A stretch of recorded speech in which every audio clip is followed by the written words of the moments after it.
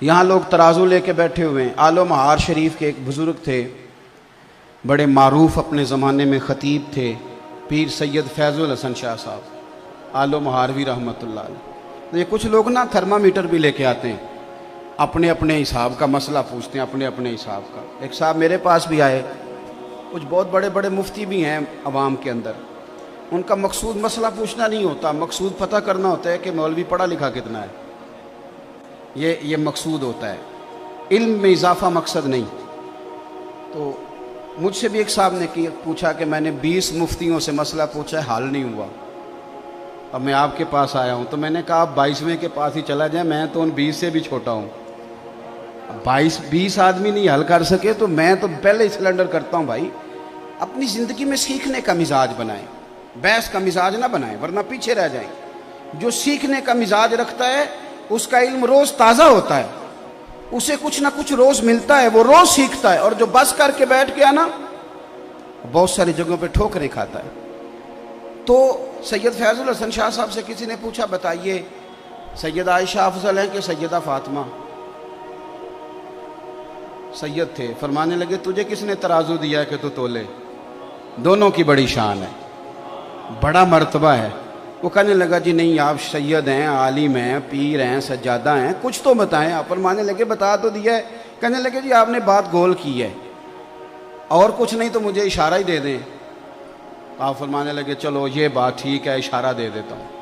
آپ فرمانے لگے عائشہ بیوی ہیں رسول کریم علیہ السلام کی، اور سیدہ فاطمہ زوجہ ہیں مولا مرتضیٰ مشکل کشا کی۔ فرمانے لگے مجھے بتاؤ علی کی بیوی نبی کی بیوی سے افضل ہو سکتی ہے؟ بندہ چپ کر گیا۔ تو آپ فرمانے لگے اب دوسرا اشارہ سنو، عائشہ بیٹی ابو بکر صدیق کی، اور فاطمہ بیٹی ہے مدینے والے رسول کی۔ اب یہ بتاؤ کہ ابو بکر کی بیٹی محمد عربی کی بیٹی سے افضل ہو سکتی ہے؟ بندہ سر پکڑ کے بیٹھ گیا، کہنے لگا شاہ جی نتیجہ کیا ہے؟ فرمان لگے گھر جا کے کڈی نتیجہ، تو نے کہا تھا مجھے اشارہ دے دے، تو اشارہ میں نے دے دیا ہے، اب نتیجہ گھر جا کے نکالنا کہ رزلٹ کیا نکلتا ہے۔ ہمارا ذمہ تو ادب کرنا ہے، پنچ نہ بنے آپ درمیان میں سرپنچ نہ بنے، آپ قول فیصل آپ درمیان میں فیصلہ کریں گے آپ۔ اور ایک بات یاد رکھنا، اگر کسی کے محب بن کے بھی بے ادبی کرو گے تو وہ بزرگ بھی تمہیں قبول نہیں کریں گے۔ کبھی چچا کی اور والد کی بحث ہو رہی ہو نا، تو بیٹا والد کی سپورٹ میں بھی بات کرے نا، والد کی سپورٹ میں بھی چچا کے خلاف، تو ابا بول کے کہہ دیتا ہے کہ پتر چپ کر، ساڈا بھراواں دا مسئلہ ہے، تو اپنی حیثیت میں رہ۔ میری بات کی سمجھ آ رہی ہے؟ تو صحابہ کی بھی بڑی شان اور اہل بیت کی بھی بڑی شان، تو آپ کہاں الجھ رہے ہیں؟ تو مہربانی دیکھیں، ان سے پیار کریں، ان کا اکرام کریں۔ ہمیں صحابہ نے تو ان کا پیار سکھایا ہے، صحابہ نے سکھایا اہل بیت کا پیار، صحابہ نے۔ شاہ ولی اللہ محدث دہلوی کو نا پڑھے لکھے لوگ جو اب چونکہ ہم فی پی ایچ ڈی بہت زیادہ ہونے لگی ہے، تو جو لوگ اسلامک سٹڈیز کے ساتھ وابستہ ہیں وہ جب بر صغیر پاک و ہند میں لٹریچر لیں گے تو شاہ ولی اللہ کو ضرور دیکھیں گے۔ ازالۃ الخفا میں ایک بڑی خوبصورت روایت لائے ہیں، فرماتے ہیں کہ مال غنیمت بانٹ رہا تھا تو حضرت سیدنا عمر فاروق بانٹ رہے تھے، اور بندہ وہ ہے کہ جو ایک دینار کا نہ صرف یہ کہ حساب رکھنے والا ہے بلکہ حساب دینے والا بھی ہے۔ بانٹ رہے تھے تو بانٹتے نا آپ نے ہر صحابی کو 500 دینار دیے ہر ایک کو، اور بٹ کس طرح رہا تھا کہ جو بدری ہیں نا ان کو 500 دینار دیے جائیں گے۔ بدر کے لوگوں کی بڑی شان ہے، حضور نے فرمایا اللہ ان سے راضی ہو گیا، سب کو 500 ملے۔ آپ کے اپنے بیٹے عبداللہ ابن عمر بھی آئے تھے، ان کو بھی 500 دی۔ اور جناب عبداللہ ابن عمر کی یہ شان ہے کہ نبی پاک نے فرمایا راجل صالح، فرمایا یہ جو عبداللہ بن عمر ہے یہ نیک آدمی ہے۔ حضرت عبداللہ ابن عمر کو بھی 500 دیا۔ امام حسن اور حسین آ گئے، حسنین کریمین، رسول کریم صلی اللہ تعالیٰ علیہ وسلم کے دونوں شہزادے آئے تو جناب عمر فاروق نے پہلے تو وہ قطار توڑی نا جس قطار میں سارے لگے ہوئے تھے، فرمایا شہزادوں کو آگے آنے دو، اور پھر باقیوں کو 500 دیا تو حسنین کریمین کو 1000 دیا۔ کوئی رکابت نہیں، کوئی مسئلہ نہیں، لیکن بچوں کا ویسے ہی دل کرتا ہے کہ ہمارا والد ہم سے زیادہ پیار کرے، یہ مزاج ہوتا ہے۔ آپ دیکھیں نا، بھتیجے سے بندہ جتنا مرضی بھی پیار کر لے، وراثت بیٹے کو ملتی ہے، بھتیجے کو نہیں ملتی۔ حضرت عبداللہ ابن عمر نے گھر جا کے اپنی اماں سے بات کی کہ اماں جی، حسنین کریمین تو اس زمانے میں بچے تھے، مدینہ شریف کی گلیوں میں کھیلتے تھے، میں بدر میں جاتا تھا، احد میں جاتا تھا، خندق میں گیا تھا، ابا جی نے ان کو 1000 دیا اور مجھے 500۔ تو آپ کی اہلیہ کہنے لگی حضرت عمر کی کہ بیٹا چپ کر جا، اگر موڈ اچھا ہوا تو بات کروں گی، ورنہ شیر کے قریب جانے کی کسی کی جرت ہے نہیں۔ حضرت عمر فاروق 2-4 دن کے بعد رات کو موڈ مبارک اچھا تھا تو اہلیہ کہنے لگی ایک چھوٹی سی گزارش کرنی تھی، ناراض نہ ہو تو۔ فرمانے لگے کہو۔ تو کہنے لگی عبداللہ ابن عمر کہہ رہے تھے کہ میں تو حضور کے زمانہ نور میں جہاد کرتا تھا، حسنین کریمین بچے تھے، تو انہیں ڈبل ملتا ہے، مجھے سنگل ملتا ہے، یہ کیا بات ہوئی؟ تو آپ نے فرمایا چل بلا ان کو۔ تو ماں ڈرنے لگی، کہنے لگی نہیں نہیں، انہوں نے کوئی اعتراض نہیں کیا، آپ مہربانی کریں۔ کہا نہیں میں کچھ نہیں، کہنے لگا بلا تو صحیح نا۔ بلایا، شہزادے عبداللہ ابن عمر تشریف لائے، حاضر ہوئے۔ تو آپ نے فرمایا پتر یہ تو نے کیا بات کی؟ سنو، یہ ایک غیر جانبدار آدمی کی بات عرض کر رہا ہوں۔ وہ لکھتے ہیں کہ جناب فاروق اعظم فرمانے لگے عبداللہ تیرا اور حسنین کا کیا مقابلہ؟ آپ اندازہ فرمائیں، فضیلتوں کی جو لسٹ ہے وہ اپنی جگہ موجود ہے کہ وہ بدر میں بھی گئے، احد میں بھی گئے، حضور نے ان کی تعریفیں بھی فرمائیں، ساری شانیں، اور بہت بڑے عالم تھے عبداللہ ابن عمر، انہیں مفتی مدینہ کہا جاتا تھا، لوگ ان سے استفتاء کرتے تھے، سوالات پوچھتے تھے۔ حضرت سیدنا عمر فاروق فرمانے لگے تیرا اور حسنین کا کیا مقابلہ؟ اور پھر فرمانے لگے بیٹا کیا تیری ماں کا نام بھی فاطمہ الزہرا ہے؟ کیا تیری خالاؤں کے نام بھی زینب، ام کلثوم اور رقیہ ہیں؟ کیا تیری نانی کا نام بھی خدیجہ الکبریٰ ہے؟ پتر بتا کیا تیرے نانا کا نام بھی محمد مصطفیٰ ہے؟ یہ شانیں تیری ہیں؟ آپ نے فرمایا خبردار بیٹا، ان کے مقابلہ کرنے کی کوشش، یہ خود سکھایا ان لوگوں نے، یہ امت کو درس دیا، پیغام دیا۔ شاہ ولی اللہ صاحب کہتے ہیں کہ یہ بات چلتے چلتے نا مولا علی تک بھی پہنچی کہ حضرت عمر نے یوں کہا ہے۔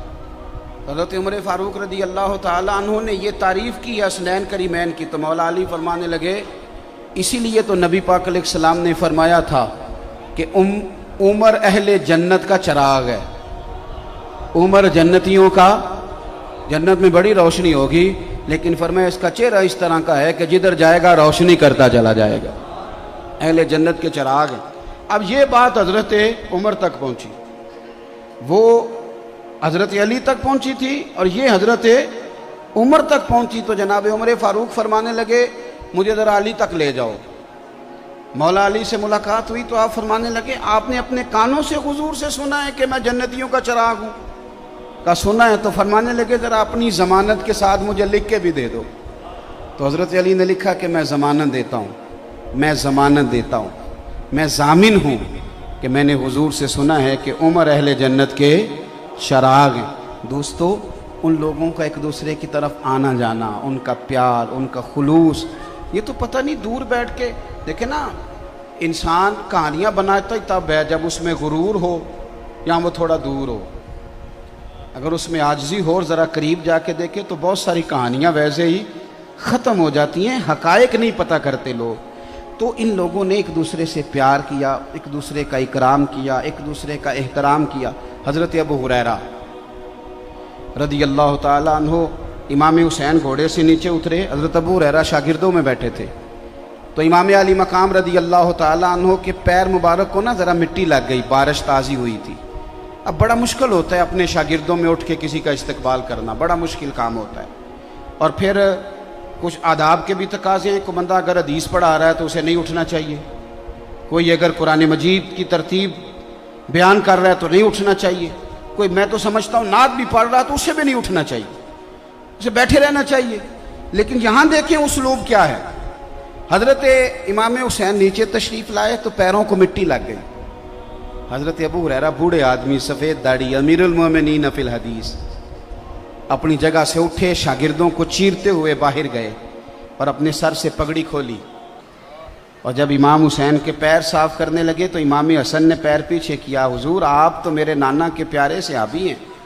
حضرت ابو ہریرہ رو پڑے، اصلاں نال جے نیکی کریے وہ نسلاں تاک نہیں بھول دے۔ حضرت ابو ہریرہ رو پڑے اور رو کے کہنے لگے، حضور نہ، میں سفید اور کالی داڑھی نہیں دیکھ رہا، بلکہ میں تو آپ کے نانا کے خون کی خوشبو محسوس کر رہا ہوں۔ تو صحابہ، اب ہمارے کرنے کا کام کیا ہے؟ چونکہ وقت تھوڑا رہ گیا، ہم نے کیا کرنا ہے؟ اگر کچھ لوگ بحثوں میں الجھے ہوئے ہیں اور وہ اسی کو دین سمجھتے ہیں تو انہیں الجھا رہنے دیں۔ ہاں، اہل حق میں سے کوئی بندہ اظہار حق کے لیے کوئی دلیل پیش کرے، اس کی مخالفت نہیں، لیکن بلا وجہ چیزوں کو الجھانا اور بلا وجہ الجھانا، اس کا مقصود کوئی نہیں۔ آنے والی نسل کے لیے خرابیاں پیدا ہو رہی ہیں، ان کے ذہنوں میں صرف انتشار رہ گیا ہے، سوائے اس کے کوئی چیز نہیں رہ گئی۔ ہم نے کیا کرنا ہے؟ ہم نے کھل کے پیار کرنا ہے نبی پاک کے خاندان کے ساتھ، اہل بیت نبوت کے ساتھ کھل کے پیار کریں۔ آپ کا نا ایک شوق ہو، ایک ذوق ہو اہل بیت نبوت کے لیے۔ ان دنوں میں خاص کر امام حسن کی تعریف کی حدیثیں سنیں، امام حسین کی تعریف کی باتیں سنیں، حضرت مولا علی کی شان سنیں اور اس شان کو جگہ دیں، یعنی آپ کا چہرہ کھلے۔ کوئی ضروری ہے ہم نے بحث ہی کرنی ہے؟ آپ کا دیکھیں اعلیٰ حضرت بریلوی رحمۃ اللہ تعالیٰ علیہ، آپ نے لکھا ہے فتاوی رضویہ شریف کے اندر، اور حدیث کے راوی سیدنا عثمان غنی رضی اللہ تعالیٰ عنہ، اگرچہ بخاری مسلم میں بھی ہے، لیکن اعلیٰ حضرت فرماتے ہیں میں نے بہت ساری کتابوں سے جوڑ کے نا الفاظ حدیث یہاں جمع کر دی ہیں۔ نبی پاک صلی اللہ علیہ وسلم کا جو ذوق تھا نا اہل بیت کے لیے، ایک پیار ہو جاتا ہے نا کسی بندے سے پیار، تو جو پیار ہوتا ہے وہ پھر کچھ صورتیں بھی اختیار کرتا ہے۔ آپ کو بیٹے سے پیار ہو گیا تو روز کہنے بیٹا تجھے بڑا پیار ہے، تو بیٹا کہ ابا جی سائیکل تو کبھی آپ نے لے کے دی نہیں۔ خالی پیار کا کیا معنی ہوتا ہے؟